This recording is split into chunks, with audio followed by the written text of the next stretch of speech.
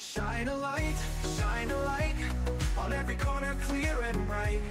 Transparency's the guiding star to take us near and far. Accountability, the solid ground where justice can be found. Cental sings, Cental strives for a Liberia that truly thrives.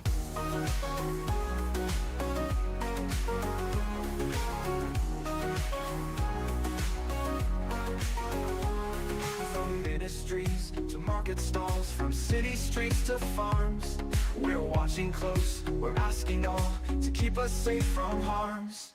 No more backroom deals and lies, no more corruption sting. With Cental standing by our side, a better future we will bring. Shine a light, on every corner clear and bright. Transparency's the guiding star to take us near and far. Accountability, the solid ground where justice can be found. Cental sings, Cental strives for a Liberia that truly thrives. A pleasant good morning and welcome to an extended edition of the program Accountability Hour. This program is produced by Cental, and Cental is the Center for Transparency and Accountability in Liberia. We are the national chapter for Transparency International, which is a global coalition against corruption with chapters and networks in about 120 countries around the world. My name is Edward Blamo. I have always been your host, and as well, I'm responsible for media and communications at Cental. Today, we will be reflecting on some of the things we've done at Cental over the course of the year, some of our activities, and some of the outcomes of those things that we've done at Cental. And we'll have a team from Cental who will be, chit-chatting on some of the things they've done over the course of the year. But before we do that, we will take a few bites of this. Cental sings, Cental strives for a Liberia that truly thrives. It takes us all, both big and small, to build a nation strong, to stand for truth and give our all, and right where things went wrong. So raise your voice and join the call, let honesty take flight.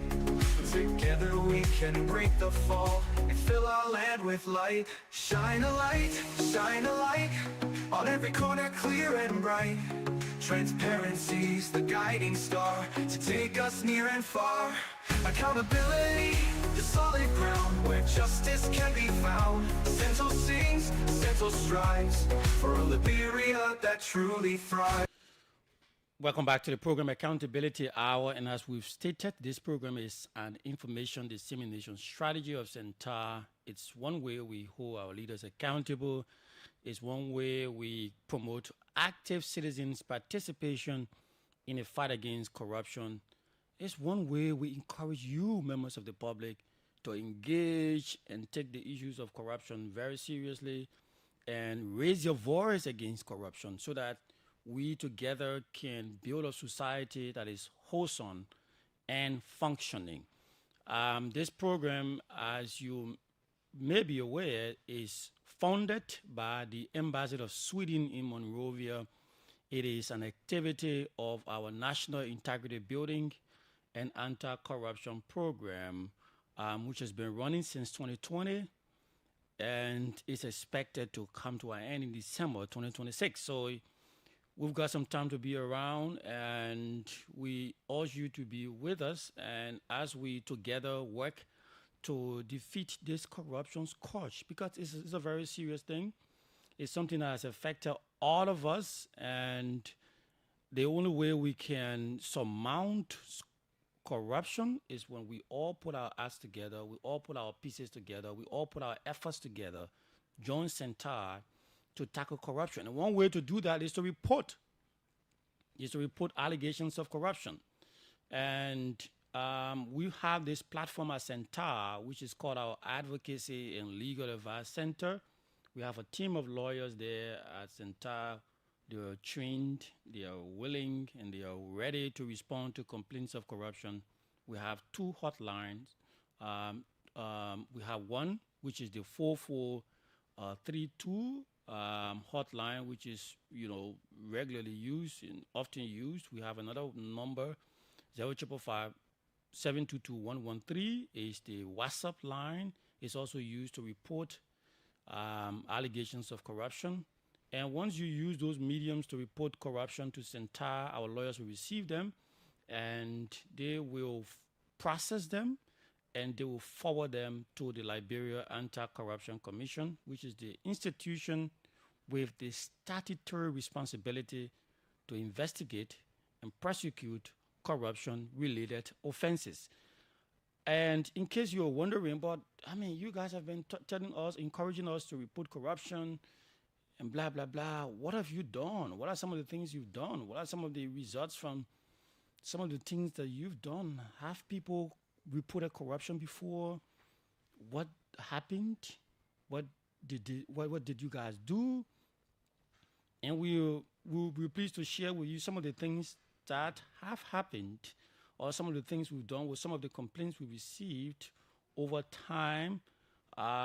We may not go into the detail of the case and the specificity, but we will try to give you brief of those different allegations that came to Cental. One involved allegations of conflict of interest. It said two LEC employees allegedly used their private-owned business, which I will not attempt to name the business, but to secure contract from CIE, which is also a contractor of LEC through an undue influence. So yes, there was an allegation reported to the Advocacy and Legal Advice Center of Cental. And what did we do? We inquire as to the existence of the business from the business registry. And during our inquiry, we established that the business existed and was registered in those two LEC employees' name. Further communication was sent to Transco to inquire about the contract between them, and Transco denied having contractual agreement with the company, but informed ALAC, which is our Advocacy and Legal Advice Center, that the group, which is the company, was subcontracted by CIE, which is the contractor of Transco. All right, so I read that again. It says further communication was sent to Transco to inquire about a contract between them and the company. Transco denied having contractual agreement with the company, but informed ALAC, which is our Advocacy and Legal Advice Center, that the company instead was a subcontractor of CIE, which is a contractor of Transco. Thus, the case of an alleged conflict of interest was established, and the matter was forwarded to the LACC, and the LACC later forwarded the matter to the Ombudsman, which is the proper authority to decide the case. So that's one example of what we do at ALAC, some of the interventions we made. We got a couple of them. I will attempt to read another that talks about allegations of corruption and procurement fraud and nepotism involving the Director General of the Internal Audit Agency. So our Advocacy and Legal Advice Center concluded their investigation of the matter to ascertain the truthfulness of the allegation. Documentary evidence was obtained to substantiate the claim. The matter was later forwarded to the Liberia Anti-Corruption Commission with every evidence that was gathered. So everything now is on the laps of the Liberia Anti-Corruption Commission. We've played our part in that particular situation. There's another year that says an alleged case of unfair grading, sexual exploitation, and harassment involving an instructor and a student of the State of Maurice Polytechnic University. That matter was as well reported to our Advocacy and Legal Advice Center. And ELAC conducted investigation of the alleged act. Meetings were held with the administration of the university to conduct investigation into the matter.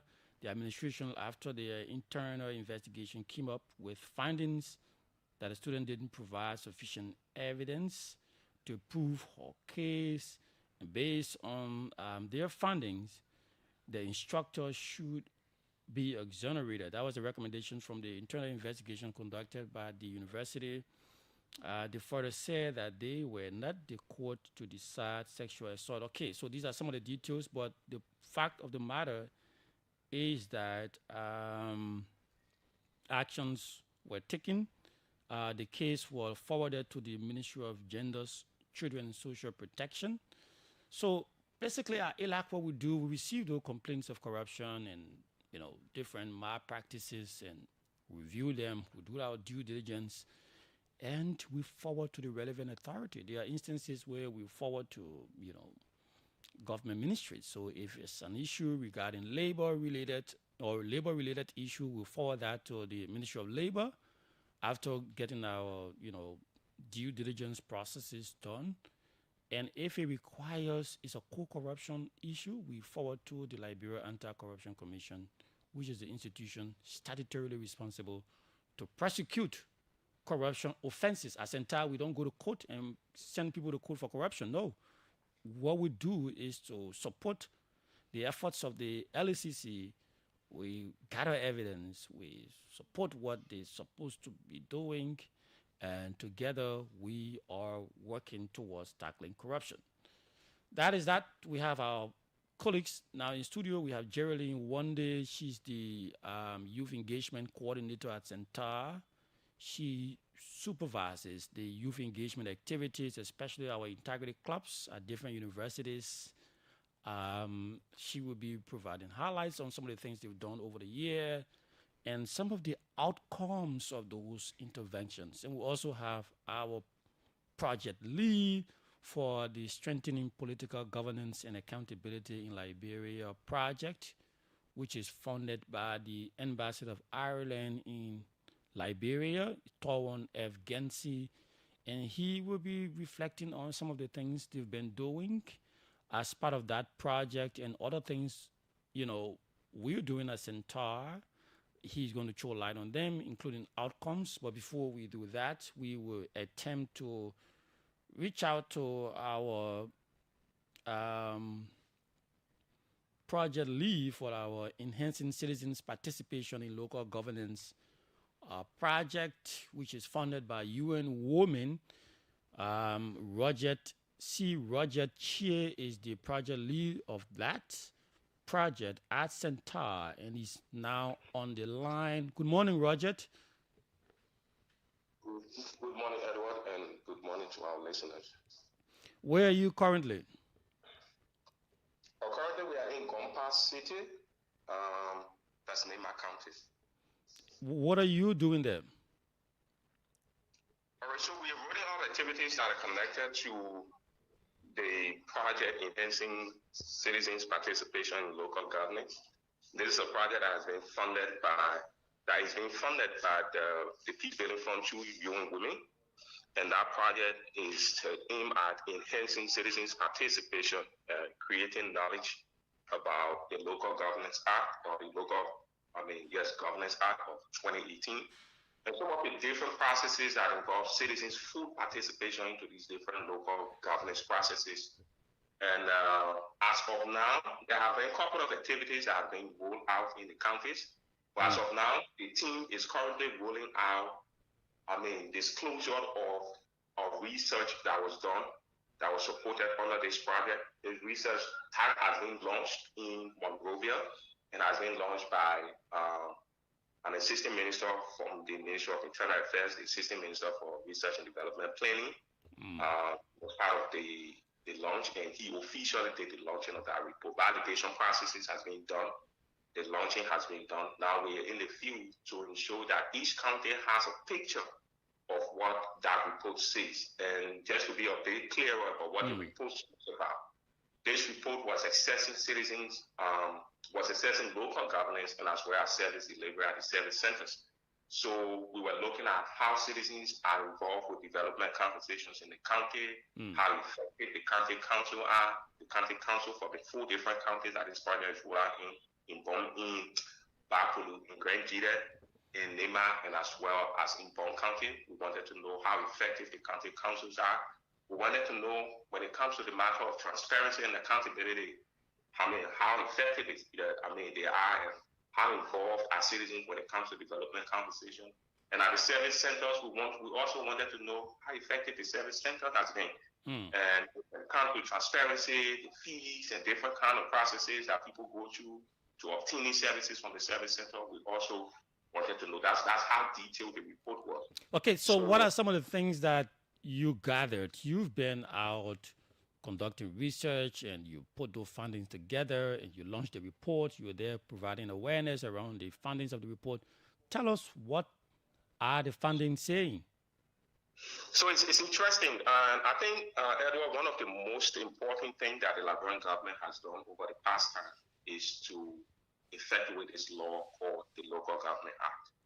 And I think this has been something that has not just allowed citizens to have a direct conversation when it comes to development talks in the counties, but I think it created the possibility for citizens to have fiscal authority in development conversations in the county. And as well as the whole sense of decentralizing services from Monrovia to other parts of the county is another laudable step. But to be very honest with you, Edward, the findings from the report is telling us that there is still more work to be done.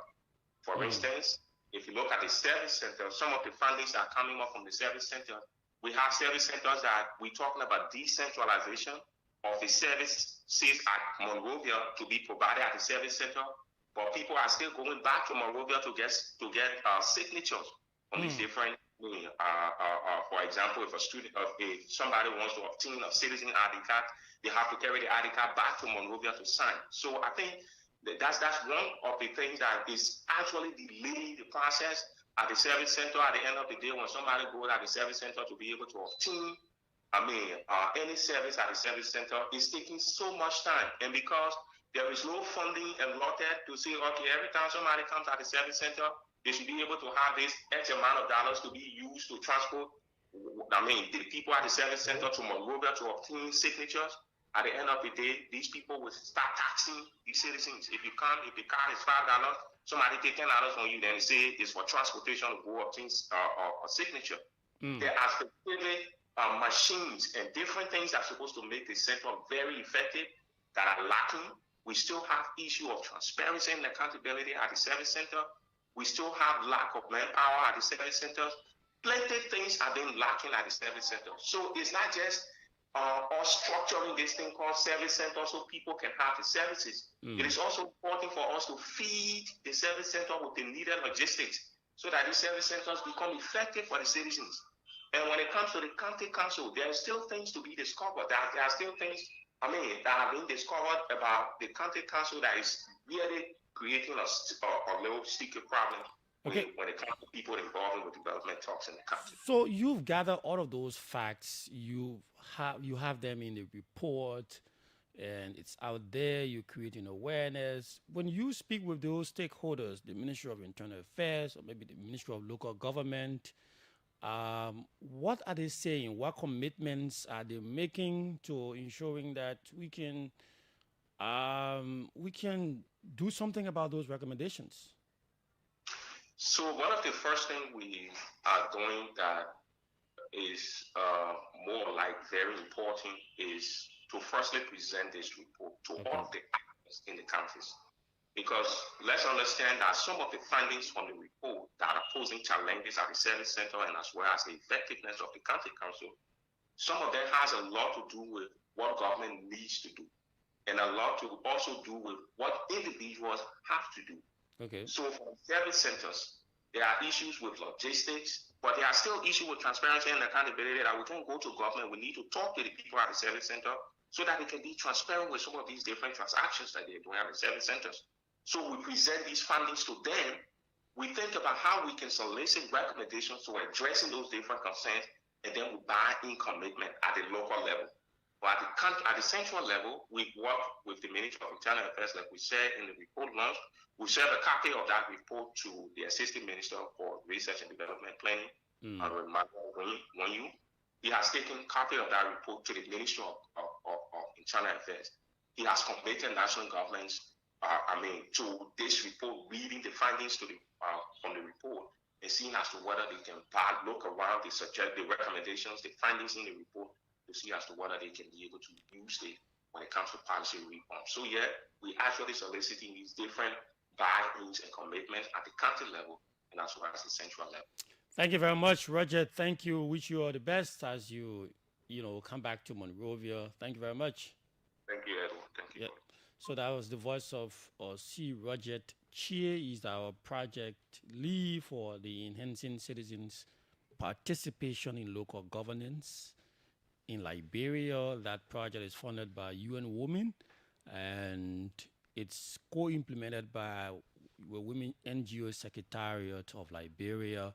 And I mean, as you heard him, our job on that project is to ensure that people's participation in local governance are enhanced, so more people access local government services, and they can demand accountability, they can ask questions, and they can ask their leaders if they have issues. So these are some of the things we're doing. We're doing a couple of things. Research is one of them. At this juncture, we will now turn to our guests who are all from Cental.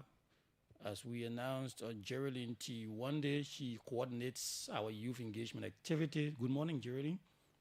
Good morning, Mr. Blambo, and good morning to the peace-loving citizens of Liberia. And then Tawon F. Gensi supervises. He's the project lead. He's a project manager for the Strengthening Political Governance and Accountability in Liberia project, which is funded by the Embassy of Ireland in Liberia. Good morning, Tawon. Good morning, Edward, and good morning to our listening audience. So it is a pleasure to be back in this studio to talk about anti-corruption efforts and how we can all collaborate to ensure a corruption-free Liberia, where everyone will be able to benefit from the natural resources of the country. So let's start with you in looking at the project, the Strengthening Political Governance and Accountability in Liberia project. What are you looking out to do? What is your overarching goal as a result of this, as it relates to this project? So I will start by first appreciating the Embassy of Ireland for making the funding available for this 3-year strengthening political governance and accountability in Liberia project. So this project that is jointly implemented by a consortium of CSOs, a consortium of social organizations, including the Center for Transparency and Accountability in Liberia Cental. You have our neighbor partners for democratic development, and you have the Center for Democratic Governance, CDG, serving as a lead. And the project is being implemented in 3 counties, Grand Bassa, Margibi, and Bon County. So these are the counties the project is being implemented in, with each of the implementing partners being assigned to a county. So in this instant case, Cental is currently working in Margibi County, but however, some of Cental's activities are rolled over to the other project counties, because if we are to fight corruption, it means that it has to be done holistically. It has to be done in every corner of the country. So the project seeks to firstly promote the participation of local citizens in local development making processes. So we are advocating that citizens should be involved in making decisions at a local level, because the fact of the matter is that those decisions are squared, or they are the ones who are affected by those decisions that are made. So with that kind of thinking, it's just fair enough for them to be involved. And just more than that, we are also demanding improved services in health and education. So the project focuses on demanding for improved services and accountability. So we want to ensure an accountable health sector, an accountable education sector, so that the citizens of the counties can be able to benefit from the natural resources. And we are also working with the county service center. So we want to have improved service delivery at the level of the county service center, because it's just fair enough that citizens of Margibi County be given a chance to get their desired services within Margibi County, rather than giving in an extra financial burden of having to travel to most rural county to get our services. So we also want to ensure that citizens have access to improved, not just service delivery, yeah? But I'm saying improved service delivery. It is possible that services will be there, but will not be improved. I mean, so we want to advocate, or we are advocating for improved service delivery at the local level, because when these things are happening, it means that we'll be able to curb the issue of corruption at a local level. When citizens have increased access to service delivery, we'll also be tackling corruption at a local level. So these are some of the focus or some of the objectives of the project. What specific activities have you done in relation to all of those thematic areas that you've named? So Center, with the nature of Center's work, so we on the project, our thematic area focuses on anti-corruption and accountability. So with that, we over the years, because the project started last year and there is a second year of implementation. So we have firstly been able to work with local citizens around anti-corruption or create more awareness in communities, or conduct trainings for anti-corruption ambassadors or anti-corruption stakeholders in the counties. So of recent, we collaborated with the Ministry of Education to conduct an anti-corruption training for education actors in Bonk and Margibi counties. So it brought together 30 persons from each of the counties. So the participants included teachers, community dwellers, principals, and students, so that we can be able to build a capacity around the Education Reform Act of 2011, and also the code of conduct for teachers and school administrators. Because if we are to get rid of corruption in the education sector, it means that we'll have to work with all the actors that are concerned. So for that, we conducted this training, and then it was very successful. And we did not only do it for teachers, because we know that the students are also major actors within the education system, and the PTAs. So the PTAs who needs to be involved. So that kind of thinking we brought together all of those actors to have a one-day training for them in each of the counties that was mentioned, that is Margibi and Bon County. And also we had been working with the county service center to conduct training for them, because the fear is that we cannot say we want improved service delivery in the counties without us working with the county service center. So it is just fair enough to also see how best we can firstly build the capacity of officials of the county service center, and then we can be able to demand that they do that which is required of them. Over time, citizens or service seekers have complained that when they should have gone at the level of the county service center to seek or to get a desired or preferred services, they are made to pay an additional amount. And with that kind of thinking, it places an extra financial burden on the heads of service seekers or citizens, especially so in this kind of economy where citizens will have to struggle to even get daily bread. So we train them, telling them that the citizens or service seekers should not be requested to facilitate your movement from here to Monrovia, or from Basel to Monrovia, or Markby to Monrovia, or wherever it is. Because the point here is that the county service center is in the county to reduce the extra financial burden on the heads of the citizen. So if you as a service provider in the county is requesting a particular service seeker to facilitate your movement, then why cannot the service seeker himself or herself come to town to get a desired service? So we are able to also control the kind of training for them. And we did not stop there. We also provide suggestion boxes, because we want for citizens to be able to get involved with the fight against corruption. We want to provide an avenue that citizens will be able to confidentially report acts of corruption. So we provide suggestion boxes at the various county service centers in the counties that the project is being operated in, to enable an enabling environment for citizens to be able to report acts of corruption. So those suggestion boxes can be used now by service seekers. When they see anything wrong happening, you don't have to indicate their need, you don't have to provide any personally identifiable information about yourself. Just or write in your complaint and place it within the box. And interestingly, we are working with the coordinators of the county service center to ensure those boxes are actually monitored and actions are taken against those who will be involved with unethical practices, particularly focusing on corruption, because we need to ensure that services are improved, and then citizens are actually having their services, their desired services offered to them at no additional cost. Okay, thank you. You're doing quite a lot, man. Yeah, I mean, if I give you the chance, you're going to... We have to, because we actually need a corruption-free society that will benefit everyone. Thank you very much. And let's come to Jerry Lynn. You were heading one very key aspect of the fight against corruption, which is, the young people. If this generation, or if the current the older generation is manipulated, or corruption has taken over this older generation. The young people is the only hope. The young people are the only hope. And you heading that aspect of our program, tell us, what are you doing as the youth engagement team? Okay. Thanks once again. First of all, I want to take this time to appreciate the Embassy of Sweden over the years for their support to us. Over the years, the Youth Engagement Program is a flagship program under the National Integrity Building and Anti-Corruption Program.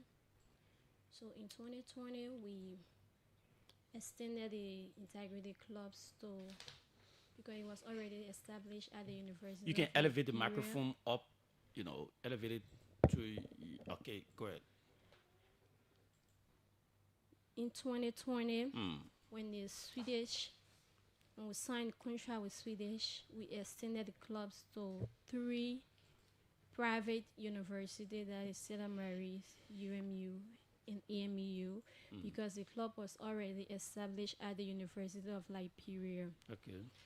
So we partner with the different universities, signed MOU, reach out the student who had interest in joining the club, and we kick off with the club. After those different activities, we conducted training for students who were interested in being part of the club. And after the training, they took the lead to carry on their activities at their various universities, because the thing about it, knowing that the youth play important role in the fight against corruption, Cental thought it was to getting involved in every aspect of the activities. So after the training was conducted, we established different leadership at the different chapters, and they took initiative. And even in so doing, they also empowered other young people where they have the overhead leadership, then they have sub leadership responsible for advocacy, mobilization, media, all of that. So we have different skills because the young people have different skills. So in order to bring them on board, those skills was value on our program. And not only that, they carry out different activities at their various campuses and even to high schools. Okay. In doing that, the students recommended that they wanted club to be at their own campus to have their day-to-day activities and even to monitor the different rules and regulations, and if administration is not abiding by those things, so they too can report administration. In so doing, we also established clubs at the various high schools. So we started with 4 clubs at the university. Then we also added 14 clubs in high schools. And knowing the important role administration play in the fight against corruption, we conducted training for them. We partnered with MOE, and training was conducted for them on the Teachers Code of Conduct. And even within the Teachers Code of Conduct, we also saw a place where, when it comes to accountability, transparency is a key component in the Teachers Code of Conduct. So to tell you that Cental work is a collective effort. Okay. Yeah, in the different policies and documents, they flag out transparency, accountability, and integrity. Okay. So give us a picture of how this whole integrity club team works. I mean, first and foremost, what are you telling the students when you engage with them? You know, when you say an integrity club at the university, you know, what does it entail? What are they? Who are they? What do they do? What are some of the trainings you've conducted already with them? So when we say integrity club, is a group of young people seeing the need to make a change. So if those people want to make a change, we come together as a team to achieve that particular goal. And in achieving those goals, we have capacity gaps.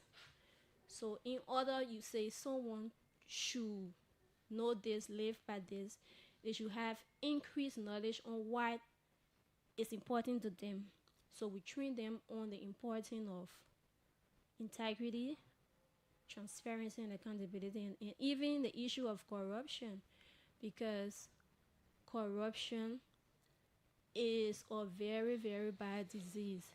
And in so doing, corruption only is not only at the top level, it starts from the home. So we tell you that as an individual, the mind, our we say changing mind, changing attitude. If the mind is not developed, the fight against corruption cannot be achieved. So we play with the mind to tell you that if a person wants to do bad habit, they start from the mind, they start to draft how will it be achieved. So we tell you that if as a young person and you tell yourself that I will sell it to pass, and you start to sell it, you get all of your documents, nobody will feel you. But if you say, but everybody doing the thing I said, they say, I will just give my money to brag. You already have that perception. So to take that particular perception from you, it needs continuous education, continuous information dissemination. So we tell you that to do that, we raise awareness every day, because somebody hearing things every day also play important role in their life. So through those different activities, then they say, oh, we are convinced that even when you listen to some of the testimonies from our alumni, they said they never believed that one person can fight corruption. But when they join and they do start to set as an example, they're seeing that changes start to happen from their end, especially behavior change. And as an individual, once your behavior change, you can make an impact wherever you find yourself. Okay, so let's go to the acceptance rate at the different universities. How are students accepting this whole integrity club thing? How is the momentum? Are they, the number in terms of numbers of students at the different universities that are signing up to join the integrity club? Is it increasing? Is it decreasing? How is the momentum like?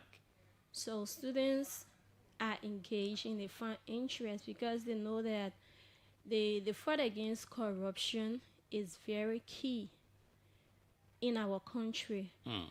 Even because of the unforeseen situation, they started to speak out. And because they started speaking out, the administration started to take action.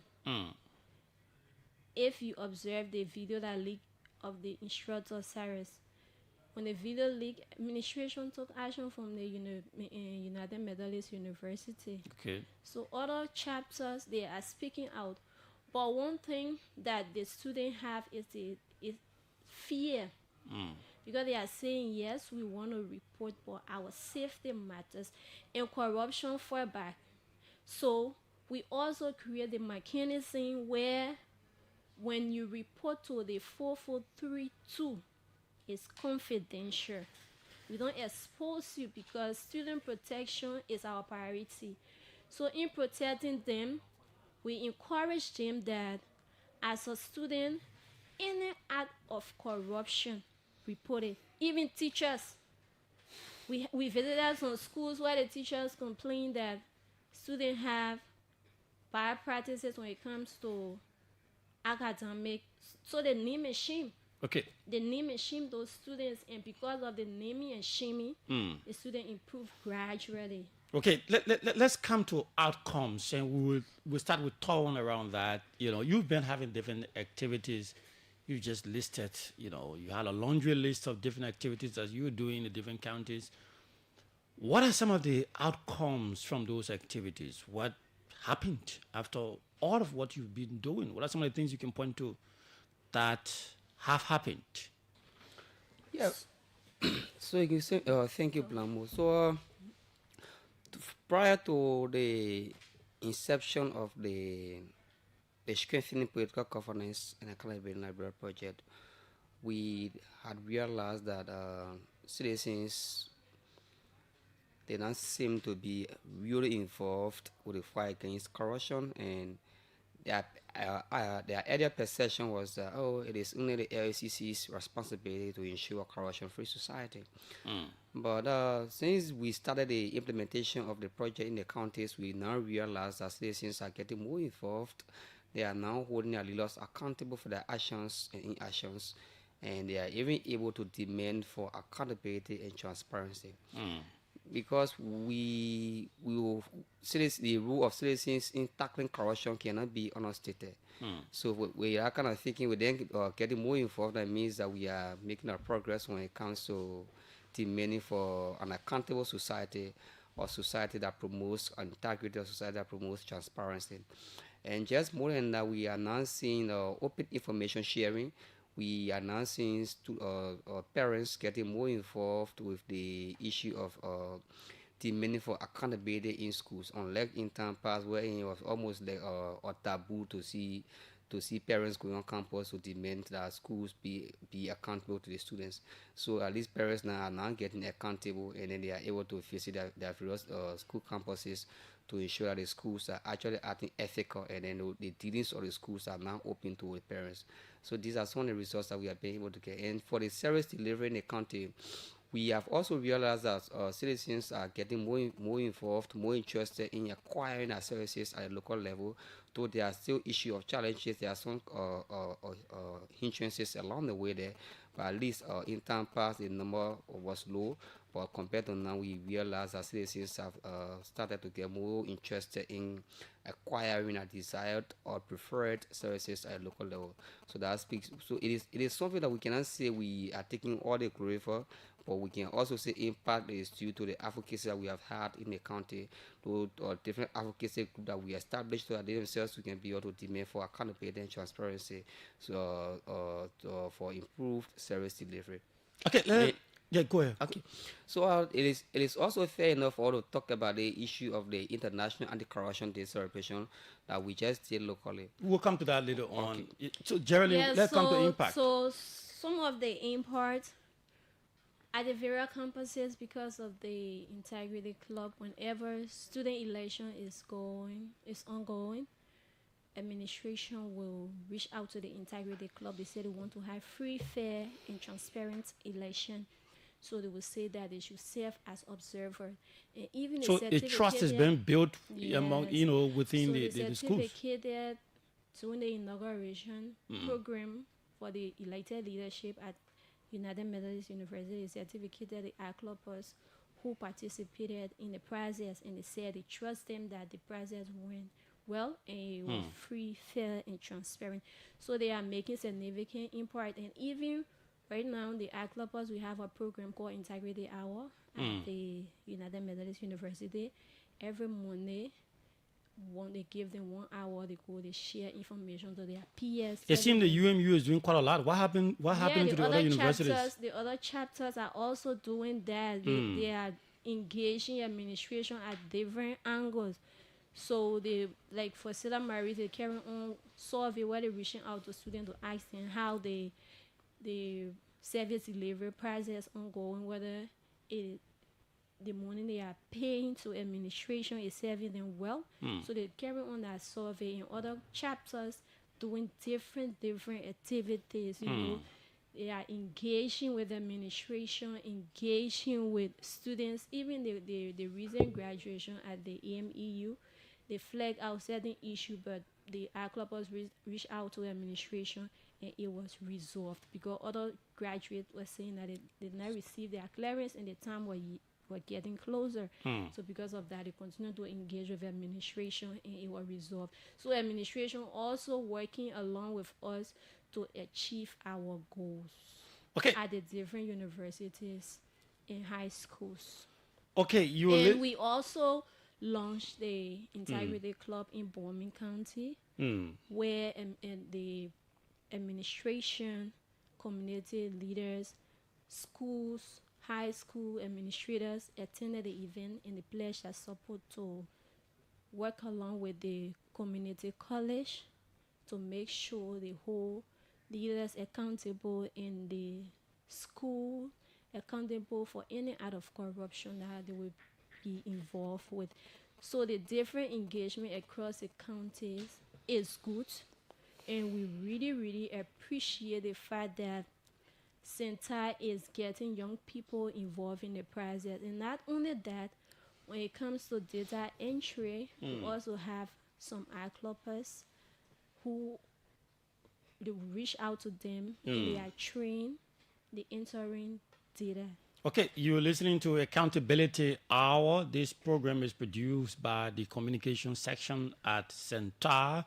And Cental is the Center for Transparency and Accountability in Liberia. We have two distinguished personalities from the Center for Transparency and Accountability in Liberia.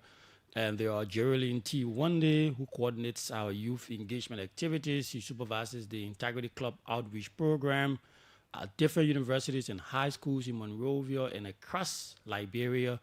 And we also have Tawan F. Gensi, who is the project manager for the Strengthening Political Governance and Accountability in Liberia project, funded by the Embassy of Ireland in Liberia. And we are reflecting on the things we've done over the year and some of the outcomes so far. And maybe if you want to participate, you want to chip in and make your input, the numbers to call are 0777-700-995 or 0 I think they're still around. Is it okay? So yes, so 0777-700-995. You can dial that number and be live on the program Accountability Hour. Let's go back to you, Tawan. You just celebrated the International Anti-Corruption Day as part of your project. But before you talk about that, let's see whether we can take this person. Good morning. Morning. Let's hear you quickly. This is Arizona G. We are former financial secretary for the Cental Art Club at UMU. Okay, go ahead. I want to appreciate Geraldine and the other colleagues institute. Corruption is destroying our fabric, destroying the fabric of our country. So that I want to encourage them that they should keep on and they need to, reach out to other counties, the Spino, Grand Crew, and Grand Gile, so that the Cental message can be spread, so that, corruption can be minimized in our society. Are you no longer part of the art club? No, I'm member of the art club. Okay. Yeah, but I will be graduating in March, and I'll be reaching out to the Cental Art Club in terms of my service, with the Cental family to be able to get my certificate. Okay, so when you graduate, you get a certificate. Is that how it goes? Yeah, for your service in the institution now, the services you run now.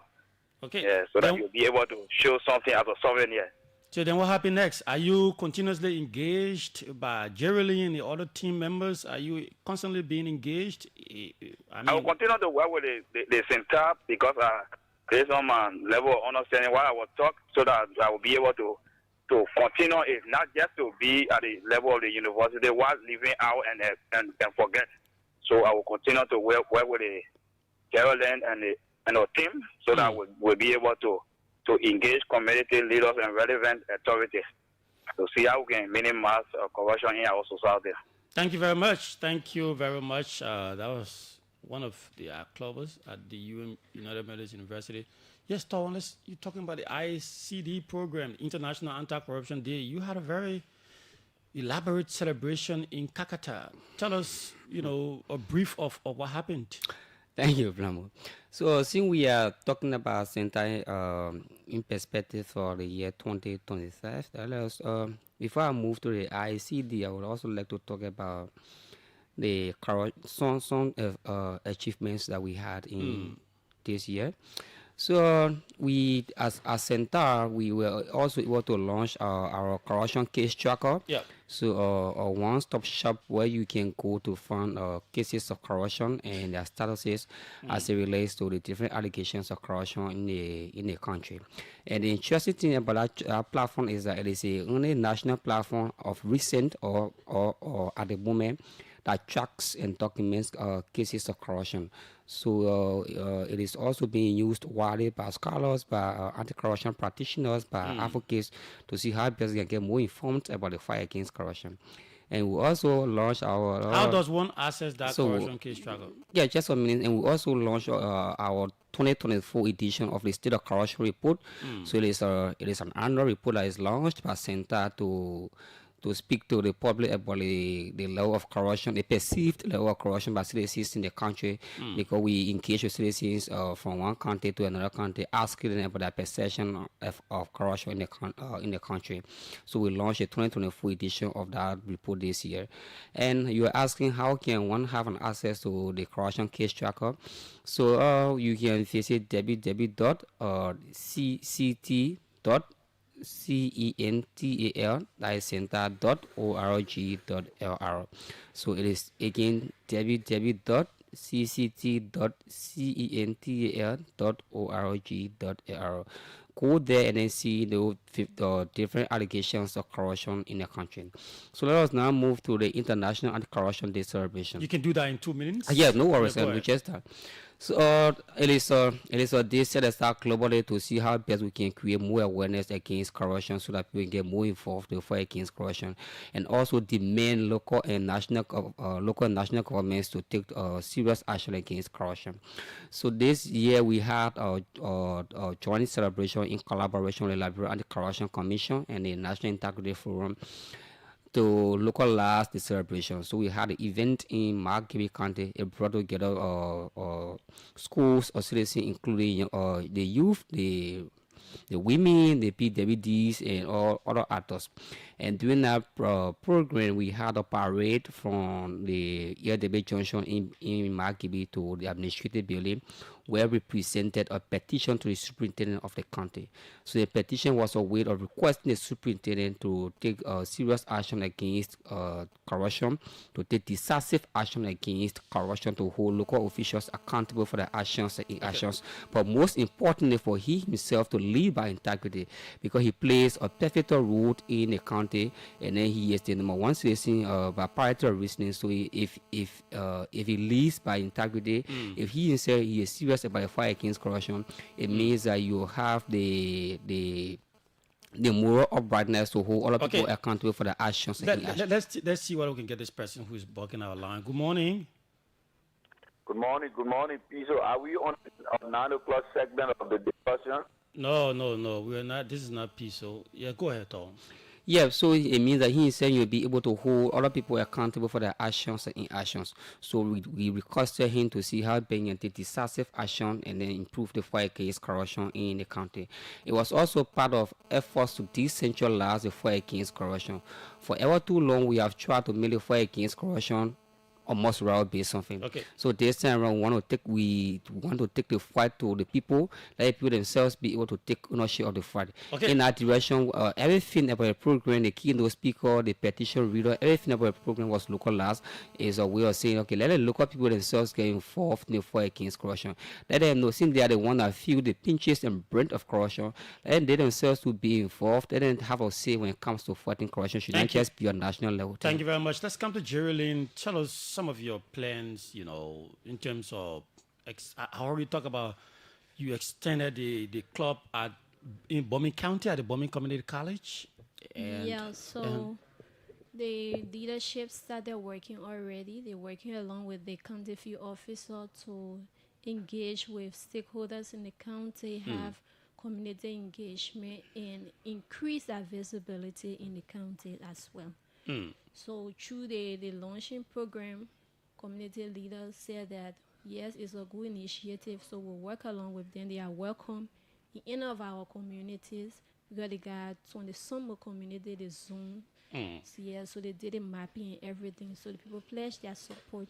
Do you have plans to extend to other universities, the Nimba University or the other community colleges across different counties? Yes, we have plans to reach out to more and more young people across Liberia and its environment. So we all hope and pray that we get greater opportunities and support, so that we can make Liberia a better place for each and every one of us. Okay. So before... Yes, no, let's go to Tawan. Let's just wrap up from Tawan. 30 seconds to tell us, parting comments because we're out of time. Yep. Before I wrap up, I also like to say that in February we'll also be having the National Anti-Corruption Forum, and this forum will be held in collaboration again with the Liberal Anti-Corruption Commission and National National Integrity Forum. And I want to say thank you for affording us the opportunity to have this kind of discussion. The more we have this kind of discussion, the more we try to create awareness around the fight against corruption, and the more citizens themselves get involved to the fight against corruption. I want to say thank you to the audience for taking off their time to listen to us. But listening to us is not just enough. We should also be able to act with integrity. We should also be able to be anti-corruption ambassadors out there. The main that which is right. We ourselves, we should also be able to hold ourselves accountable for our actions and inaction. That is the only way we can have a corruption-free society. Until then, let us continue to fight for a corruption-free society. Let us continue to engage with our community, to allow our local officials, requesting or demanding them to take a decisive and thorough action against corruption. Thank you, and thank you so kindly. Geraldine, let's hear your parting comments in 30 seconds. All right, thanks to the Embassy of Sweden for their support over the years. We thank Cental for giving us the opportunity to lead, and we want to take this time to say our condolence to the UMU family for the loss of your president. Pray that God will console each and every one of you. Thanks for your long-standing partnership with us, to the different universities, Stella Maris, AMEU, UL. We say thanks for partnering with us. Thank you very much. Thanks for your support. Thank you very much. Our clubbers. Thanks to everyone, and thanks to the listening audience for giving us your time. Thanks for the callers. We say thank you. Thank you very much. That was the voice of Geraldine T. Wande. She's the coordinator of our youth engagement activities. She supervises the Integrity Club outreach program at Cental. We also had Tawan F. Gensi. He manages the Strengthening Political Governance and Accountability in Liberia project at Cental. And sadly, that's all the time we have for this edition of the program Accountability Hour. We may be back here next Wednesday because we're willing to bring you another edition, which will be the final edition as part of our extended editions of the program Accountability Hour. Until that time, my name is Edward Blamo.